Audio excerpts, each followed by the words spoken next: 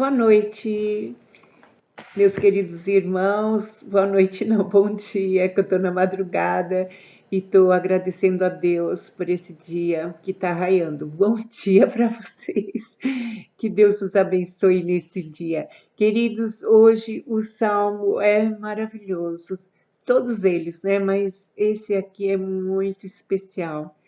E nós vamos orar e vamos pedir a Deus que fale conosco nesse dia, para nós já amanhecermos com a presença de Deus, não é? É tão bom ouvir a palavra de Deus, aleluia. Vamos orar. Pai, eu quero te adorar por este dia que está raiando, quero te adorar pelas tuas misericórdias, quero te adorar, Senhor, porque tu és o meu Deus em quem confio, aleluia. Senhor, em nome de Jesus, venha falar conosco, Senhor. Venha nos abençoar com a tua presença, com o orvalho da manhã que traz aquele frescor e que nos abençoa, Senhor, e que nos traz entendimento, Senhor, que traz revelação da tua vontade, da tua palavra. Ó, Senhor, principalmente, venha, Senhor, nos dar a alegria dos nossos pecados perdoados. Ensina-nos, Senhor, a confessarmos quando erramos. Dê-nos esse entendimento, Senhor, como o Senhor deu para Davi, no nome de Jesus. Amém. Bom, esse salmo, o Salmo 32 e o 51, foi quando Davi pecou contra o Senhor, quando ele teve o adultério com Batseba.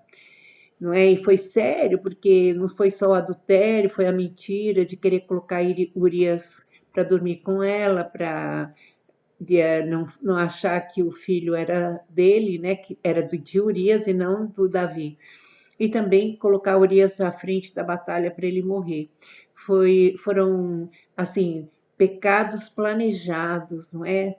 Davi ficou fora de si, porque o pecado faz isso. Se nós não confessarmos o pecado no momento que a gente erra, ele vai criando abismos, proporções que a gente já tem mais dificuldade de voltar.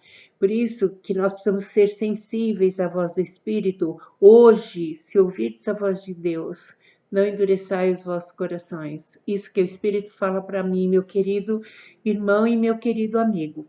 Olha, querida amiga também, glória a Deus. Veja bem, eu vou ler esse salmo, vou ler alguns versículos e nós vamos meditando. Olha que coisa maravilhosa. Esse salmo, ele começa falando de felicidade. Olha só, bem-aventurado é uma pessoa muito feliz. Bem-aventurado aquele cuja iniquidade é perdoada, cujo pecado é coberto. Bem-aventurado o homem a quem o Senhor não atribui iniquidade e em cujo espírito não há dolo, não há mancha, não há sujeira, não é? Então, olha só, como é diferente da felicidade que temos buscado. Nós achamos que felicidade é nós fazermos o errado, não é? É afrontarmos a Deus e fazermos o que assim os ares desse século nos ensina. Né? São valores e conceitos contra a palavra, e depois quem sofre o dano somos nós. Então, aqui fala que a felicidade não é você ter muito dinheiro, porque depois ele acaba e você fica triste, não é você ter um carro que você perde ou rouba, ou fica velho, você fica triste, não é? O carro, uma casa, tudo isso é bênção, mas não traz felicidade. A felicidade que Deus está colocando aqui é uma felicidade sólida, né? Maciça, consistente. Então, ele está falando que eu louvo a Deus pela vida de Davi, que ele tinha o Espírito Santo. Isso aí o Espírito testifica em nós como é verdadeiro. Então, a palavra é tão verdadeira que mostra assim a queda e a subida de um homem, não é? Quando ele cai, o Espírito levanta ele, o Espírito de Deus, quando ele se arrepende. Então, cuja iniquidade é perdoada, o pecado é coberto, e a quem o Senhor não atribui iniquidade, e em cujo espírito não há dolo. Há muitos que ainda não perceberam que quando eu transgrido a lei de Deus e falo, eu faço o que eu quero e ninguém manda em mim, depois nós falamos isso, mas depois não aguentamos as consequências de nossas escolhas. E aí nós fazemos o que queremos e depois queremos arranjar um culpado. não é? Que na verdade nossa vida é fruto das nossas escolhas. E olha só, ele está falando, você quer ser feliz? Busque então que o seu pecado, aqui iniquidade, não é só o pecado que ele fez com a Batseba, iniquidade é o pecado desde Adão e Eva, é o pecado original, não é? Desde o começo da criação do homem. Então, é perdoado os pecados, né? E a iniquidade, né? O início lá no Éden é perdoada. E olha que interessante, no versículo 3, ele vai falar do desespero. O Provérbios fala, tortuoso é o caminho do homem carregado de culpa.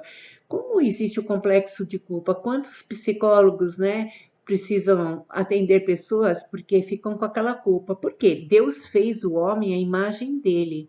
Embora a imagem esteja bem desgastada, não é, por causa do pecado, mas ele sabe quando erra e ele fica atormentado e ele não sabe como sair. Então fala que eu tenho medo de falar. Então, quando eu calei e não quis falar e confessar, o que aconteceram? O que aconteceu? Os meus ossos envelheceram pelos meus constantes gemidos todo dia. Quantas pessoas que tomam psicotrópicos, eu lembro que meu pai tomava assim remédio para dormir, porque ele tinha que falar algumas coisas para a família, para a minha mãe, tudo, e ele não conseguia, né? Ele precisava, tanto que depois ele fez, foi a maior glória, não é? Eu vi isso, eu falo da minha família porque eu vi, queridos, não foi ninguém que me contou, eu sei que tudo isso aqui é verdade, glória a Deus. E olha só, a pessoa fica atormentada. Aqui fala que o gemido é de dia e de noite. Aí a pessoa precisa tomar alguma coisa para dormir, de tanto que o demônio atormenta. Eu faço, não confesso, e o diabo faz eu fazer e fica me atormentando, me culpando. Quando o sangue de Cristo, poucos conhecem o poder do sangue de Jesus. Que na hora, no ato da confissão, do arrependimento, o Senhor tira todo aquele ardor, né? Toda aquela agonia. Glória a Deus. Porque a tua mão pesava sobre mim de dia e de noite, e o meu vigor se tornou em sequidão de estio. Estio é quando para a chuva, não é? E fica aquela estiagem, fica aquela secura, aquela aridez, não é? Assim ficou o meu vigor. O pecado tira toda a nossa força. E olha só, ele no 5 e no 6, ele fala da alegria da confissão. Confessei-te o meu pecado e a minha iniquidade não mais ocultei. Disse, confessarei ao Senhor as minhas transgressões e tu perdoaste a iniquidade do meu pecado. Quando nós nos arrependemos, o Senhor e tira aquela agonia e perdoa a nossa vida e nós ficamos muito bem. Aqui está o benefício da confissão. Confissão é você concordar com Deus, porque muitas vezes Deus está falando, ó, isso tem que mudar. Eu falo, meu jeito, eu sou assim mesmo. O Senhor fala, tem que mudar. Eu tinha muito assim essa curtição de ficar coitadinha, de me vitimizar. Olha só, no momento, nunca tinha chamado de pecado. Na hora que eu confessei, ansiedade é pecado, não é verdade? Por quê? Porque ansiedade é uma incredulidade. Eu fico ansiosa porque eu não estou crendo que Deus vai fazer. Então eu preciso, assim, ficar naquela agonia, curtindo, para tentar resolver. Porque eu não posso descansar, porque eu não estou crendo realmente que Deus pode agir. Então, queridos, olha só. Então, nós vamos ver que Deus perdoou a iniquidade do meu pecado. Esse versículo 5 é a minha regra de vida. Precisa ser a sua, você vai viver em paz, você vai mudar. E toda vez que eu confesso, há mudança. Porque às vezes eu me esforço tanto para mudar e não consigo. Não consigo mudar. É no arrependimento é metanoia, mudança de mente. Então, no arrependimento é que minha vida vai mudando. No versículo 6, ele fala assim que todo homem piedoso lhe fará súplicas, não é? Porque em tempo de poder encontrar-te com efeito quando transbordarem muito as águas, não o atingirão. Então, ele está convidando, né, ao homem que quer conhecer a Deus, que anda no caminho de Deus, não é? A suplicar para Deus sobre o perdão, porque Deus certamente há de perdoá-lo, né? Mesmo que o seu pecado seja muito sério, Deus tem poder de perdoá-lo. E quando Deus perdoa, as águas não atingirão. Olha só, quando Josué começou a distribuir a terra de Canaã, né, que ele ia conquistando para as tribos, que o Senhor ia orientando Josué, que ficou no lugar de Moisés. E o Senhor mandou ele fazer cidades de refúgio, que era onde os assassinos se escondiam para sair. Quer ver? Eu achei interessante, o irmão vai me perdoar, mas eu quero ler aqui. As cidades de refúgio era para ficar livre contra o vingador de sangue. Vingador de sangue. Então, quando nós pecamos, nós temos medo dos outros. O Senhor fala que Ele é o seu refúgio. Ele falou para Davi aqui, Davi fala, tu és o meu esconderijo, onde eu me refugio, onde o Senhor me livra do vingador de sangue, porque eu tenho o sangue do próprio Deus na minha vida, perdoando os meus pecados. Que coisa maravilhosa, eu não preciso temer nada, o Senhor é meu esconderijo. E ele me cerca de alegres cantos de livramento. E eu vejo assim, Davi no meio da minha mão, né? Um exemplo, e o Senhor cercando ele, cercando de todo o mal, protegendo, e nenhuma seta do inimigo poderia mais culpá-lo, porque ele estava sendo justificado. É glorioso, né? É glorioso. E ele continua no versículo 8 e 9, há uma mudança brusca do narrador. Aqui quem está falando é Deus no 8 e no 9. Deus está falando assim para Davi. Davi, até agora Davi falou, né? Aí no 8 e no 9, o Senhor fala com ele. Davi, eu vou te instruir e vou te ensinar o caminho que você deve seguir. Rose, eu vou te instruir e te ensinar. Meu irmão querido, meu amigo, o Senhor tem poder de te instruir, te ensinar o caminho que você deve seguir. É só você pedir socorro a Ele. E sobre as minhas vistas eu te darei conselho. Então o Senhor falou, e eu vou te dar conselho, né? Debaixo dos meus olhos eu te darei conselho. E aí no 9 o Senhor fala para Davi e para todos nós, não sejas como a mula, o cavalo como a mula, sem entendimento. Muitas vezes Deus está falando, ó, não faz isso, e a gente insiste, a gente insiste. E aí, quando um filho fica insistindo, por exemplo, ele quer mexer no forno, eu lembro que às vezes os meus, que eles iam assim, ó, parecia que tinha uma tentação de pôr os dois dedinhos na tomada, não é? E eu tinha que fechar a tomada, parece que era uma tentação. Então, o que eu tive que fazer? Isolar a tomada, mas também dar uma disciplina, porque senão ele ia levar choque, podia morrer. Dói no coração da gente, dói. Então, o Senhor está falando que quando nós somos assim, parece que só com freios e cabrestos nós somos dominados. Quer dizer, que só na força, que eu preciso passar, às vezes, por tantas coisas, sem necessidade, porque eu não busco entendimento. Eu faço como eu quero. E as coisas não funcionam assim, porque tudo tem leis. Ó, existe a lei da matéria aqui. Nós vemos que a gravidade é uma lei da matéria. Eu acreditando ou não, ela não vai deixar de existir. Ah, mas eu não acredito. Eu vou lá no terceiro andar e vou andar ali no vácuo, né? De um prédio para o outro. Eu vou morrer. Então, às vezes, o Senhor está falando e a gente não busca o entendimento e não busca o entendimento na palavra de Deus, que é a bússola. Tanta gente fala tanta coisa. Aqui está o entendimento, a palavra de Deus.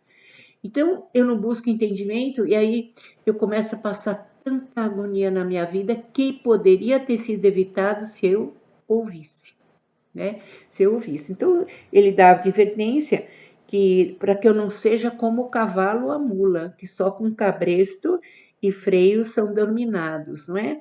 Ele quer que nós venhamos na espontaneidade de espírito, por gratidão de tudo que Jesus fez por nós, não é? No versículo 10 e 11, ele compara que todos somos pecadores, mas o ímpio é aquele que não se arrepende. porque o arrependimento é fruto do Espírito Santo. Então, quem tem o Espírito Santo, não é a evidência, não são as línguas, não são os milagres, não, a evidência é o arrependimento. Lá em João 16:8 fala que quando o Espírito Santo vier, ele convencerá o homem do pecado. Então, olha só, o diabo nunca tem arrependimento. Nunca. Então, o dom pode ser imitado, como eu estou falando aos domingos, não é? Mas o fruto, que é o fruto do arrependimento, lá em Mateus 3:8, produzir, pois, fruto digno de arrependimento. Só quem tem o Espírito Santo tem isso. Não é? Então aqui ele fala, muito sofrimento terá que curtir o ímpio, mas quem confia no Senhor, a misericórdia o assistirá. Então, quando a gente erra, o Senhor é aquele que nos levanta, aquele que nos perdoa, aquele que traz alívio ao coração, aquele que nos devolve a alegria, porque o pecado tira, não é? Então, o que é um coração? Até minha esposa falou sobre paz, né? Porque lá em Romanos 14 fala que o reino de Deus, ele é justiça do sangue, alegria e paz. Uma pessoa que tem alegria, não essa alegria de ganhar coisas, nada, a alegria genuína aqui dentro e a paz genuína é fruto de um coração perdoado. É um fruto de um coração. Por que ter medo? Por que se esconder se não há pecado que Deus não perdoe? Por que não falar? Por que não confessar? Não é? E aí ele fala que muito sofrimento irá curtir o ímpio, no versículo 10, mas o que confia no Senhor, a misericórdia o assistirá. Aí ele convida, alegrai-vos no Senhor e regozijai-vos, ó justos. Ele faz um convite para nós. A regozijo é pular de alegria, como ele fez, né, com a arca, que até Mical ficou meio brava, a esposa dele, filha de Saul, e ficou assim, brincando, assim, fazendo chacota, né, da atitude dele como rei, mas ele pulava de alegria. O Senhor está nos convidando nesse dia para nós sermos perdoados. Um convite à confissão. E aí vai vir uma alegria tão grande que nós vamos pular de alegria o dia todo. Porque quando nós não confessamos nossos pecados, nós ficamos uma panela de pressão. Por exemplo, estou magoada com uma pessoa, não quero abrir mão, eu fico uma panela de pressão. É só tocar em mim, eu explodo. Você já percebeu isso? Então, e não tem motivo para ficar assim, porque Deus perdoa. Exultai vós todos os que são, quando nós somos perdoados, nós somos retos de coração e nós temos muita alegria.